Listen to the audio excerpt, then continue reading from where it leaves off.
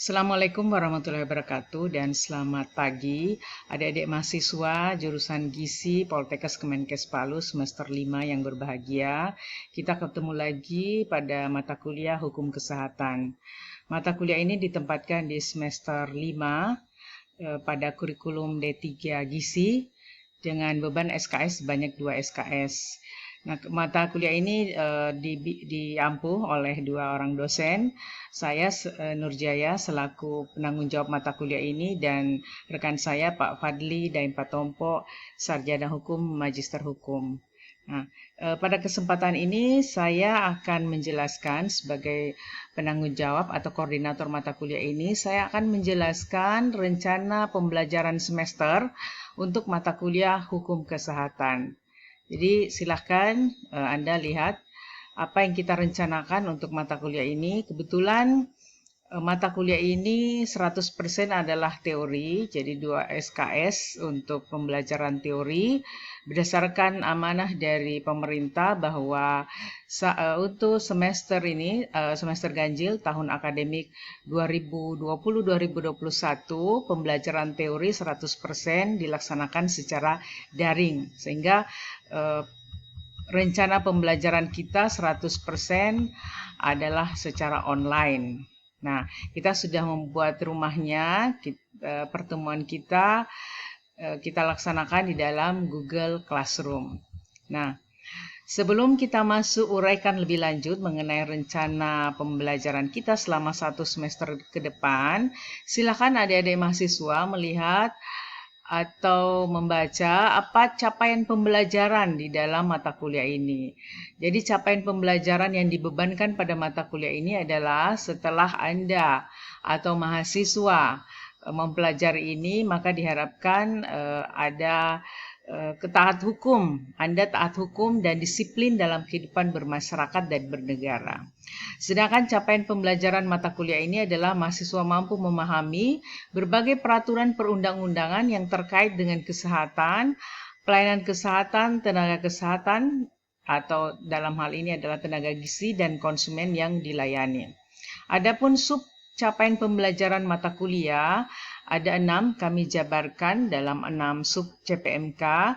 Yang pertama, setelah mengikuti mata kuliah ini, Anda atau mahasiswa mampu menjelaskan peraturan perundangan yang terkait dengan kesehatan, tentang kesehatan.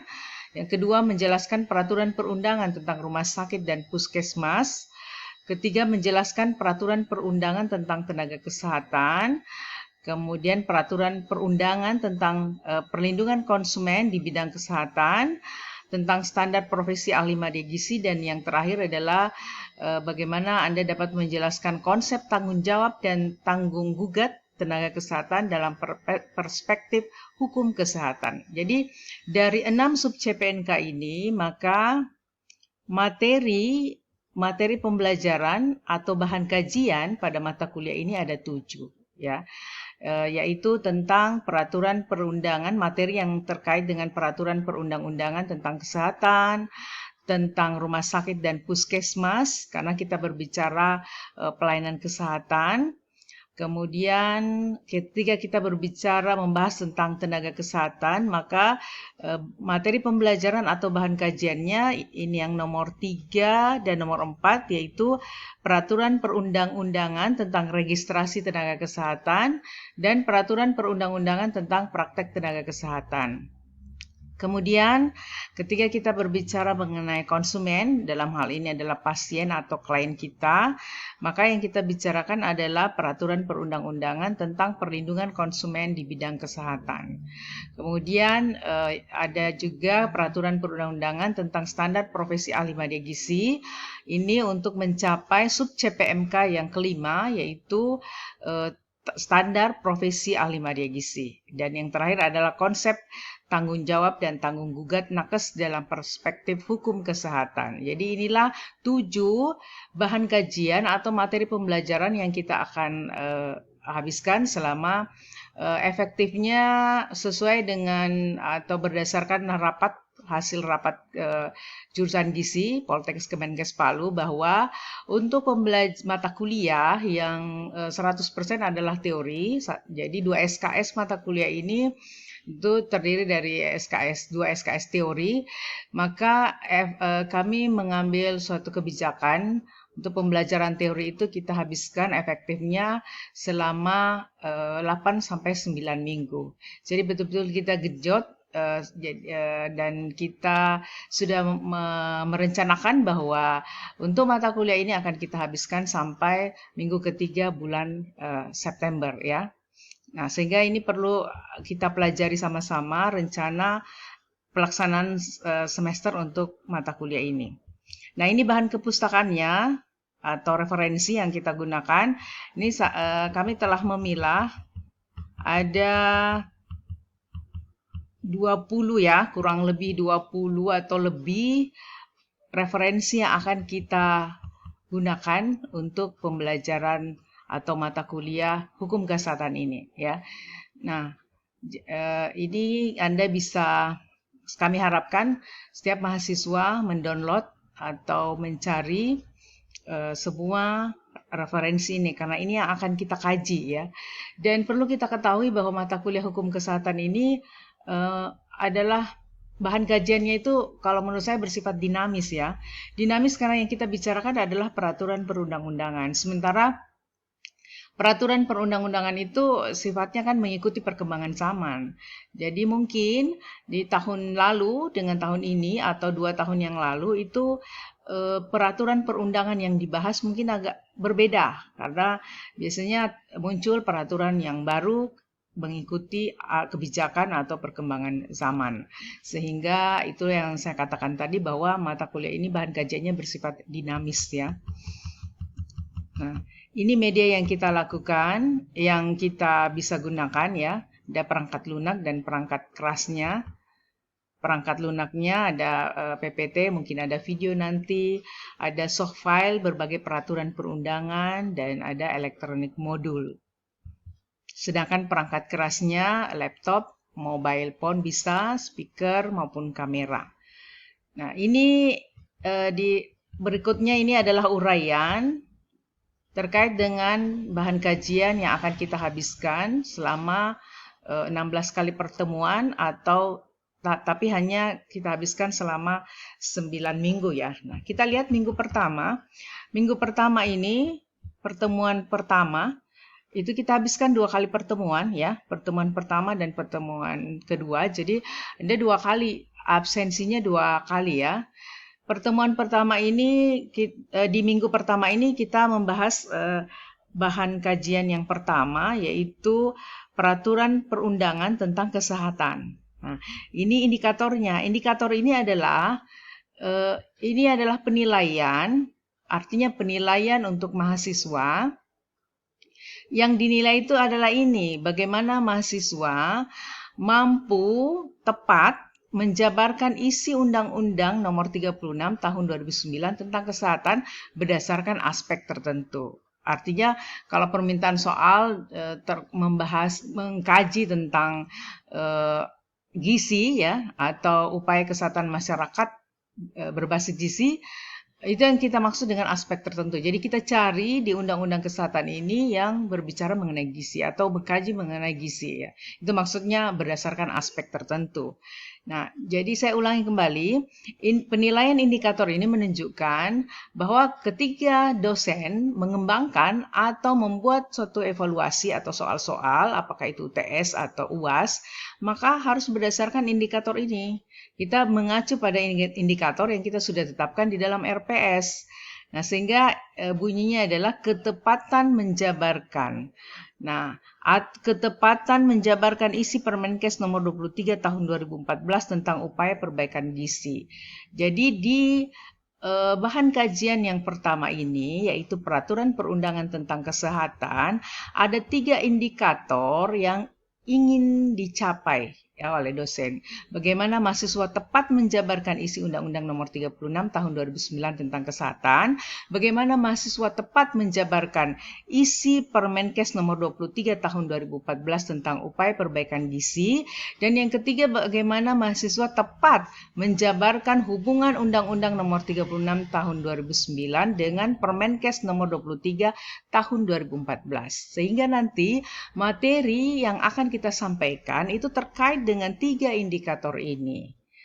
Ya, itu yang akan kita jabarkan bisa dalam bentuk e-modul atau bisa juga dalam bentuk PPT. Tetapi mutlak bahwa setiap mahasiswa itu mengkaji atau memegang atau sudah mendownload undang-undang yang disebutkan ini.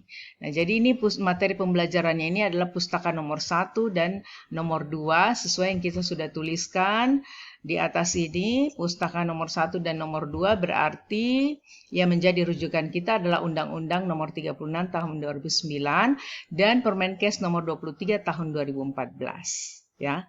Nah, berikutnya jadi itu penjelasannya, setiap bahan kajian atau setiap tatap muka, materi pada setiap tatap muka. Nah, adapun kriteria penilaian dan bentuk penilaiannya, ketika kita melakukan evaluasi nanti, apakah dalam bentuk UTS, apakah dalam UTS atau UAS, maka kita melakukan penskoran, ya, setiap jawaban yang betul kita berikan skor, kemudian bentuk penilaiannya ada secara tes tulis. Nah, karena kita sudah mengambil kebijakan bahwa semua 100% pembelajaran teori adalah dengan daring, maka yang kita isi di sini bentuk pembelajaran adalah daring.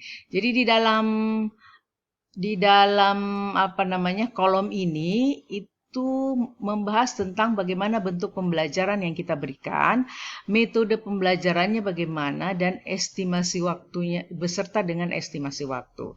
Jadi jadi satu kali pertemuan itu kan waktunya 170 menit. Dengan rincian 50 menit itu adalah pengantar, ya. Biasanya kalau di tatap muka 50 menit tatap muka. Tapi ini kita sebut dengan pengantar e-modul 50 menit. Nanti ada link nanti yang akan kita share kepada mahasiswa untuk dibuka dan dipelajari di dalam elektronik modul tersebut. BM itu adalah belajar mandiri. Jadi 60 menit. Itu alokasi waktunya 60 menit, kemudian PT adalah penugasan terstruktur itu 60 menit. Sehingga totalnya untuk satu kali pertemuan adalah 170 menit. Nah, berarti memang kita harus setiap dosen itu harus membuat modul, dan itu sebagai acuan atau panduan mahasiswa untuk belajar di pembelajaran daring ini. Nah, ini kebetulan ada di sini dosennya adalah saya sendiri, NJ. Jadi minggu pertama ini akan dibawakan oleh saya sendiri. Nah, kemudian ini adalah bobot penilaian dalam satuan persen. Ini adalah bobot penilaian untuk evaluasi nanti. Jadi ketika kita membuat evaluasi, ini bobotnya 7,14, evaluasi apakah di UTS atau UAS. Bobotnya 7,14, maksudnya itu semua, ya. Semua bahan kajian ini bobotnya 7,14. Artinya ini kan ada 14 materi, ya, 14 bahan kajian dibagi dengan jadi ini totalnya nilainya kan 100. Kita bagi dengan 14 itu dapatnya 7,14.